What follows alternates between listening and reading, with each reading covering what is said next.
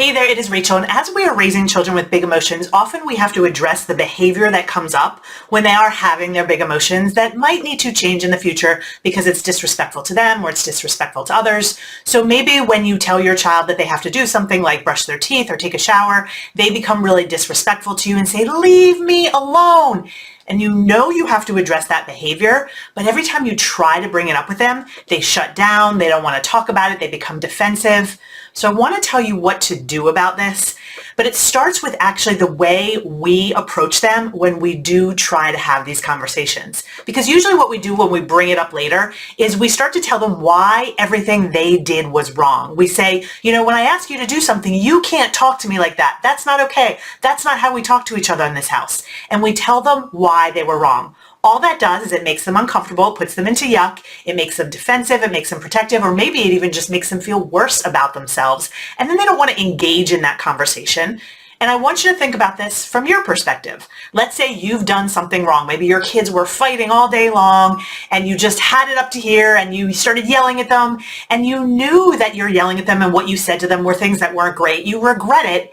And then someone else comes up to you later and says, "Hey, you know what you were doing? That was wrong. That was bad." And they start to tell you all of the reasons you were wrong.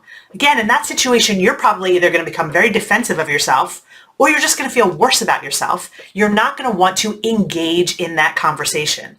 So I have a tip for you if you do want to have these conversations later. Instead of accusing your child, this is what you can do to actually help them feel safe and more willing to engage and be vulnerable and acknowledge what they've done wrong. So I actually have an entire 3-step strategy for this. It's a quick strategy, but there are 3 steps. I want to tell you one of those steps now to make it more likely that your child will engage in this conversation.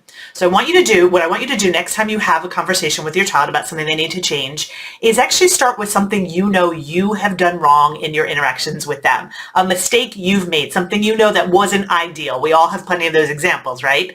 So you say to your child, "Hey, do you remember when I yelled at you because you didn't put your dishes away?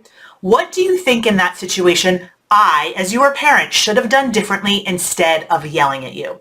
So you're asking them to tell you what you should have done differently in a different situation. And there are 2 reasons you want to do this. The first reason is that you're acknowledging that you're willing to be vulnerable and hear what you have done wrong. And the more vulnerable we are as parents, the more vulnerable our kids are willing to be to acknowledge what they have done wrong.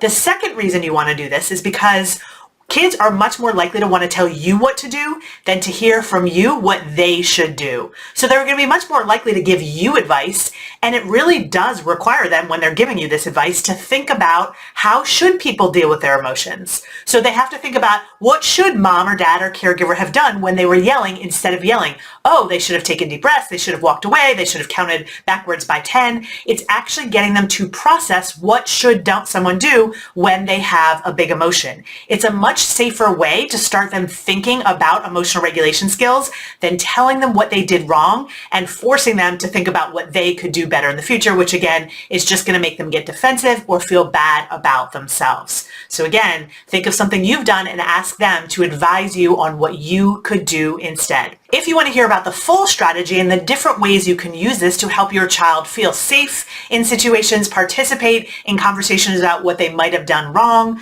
you can listen to my latest podcast episode. You'll find a link to that episode as well as other free resources for you, especially as you are raising children with big emotion, under this video. Thanks, and I'll see you again soon.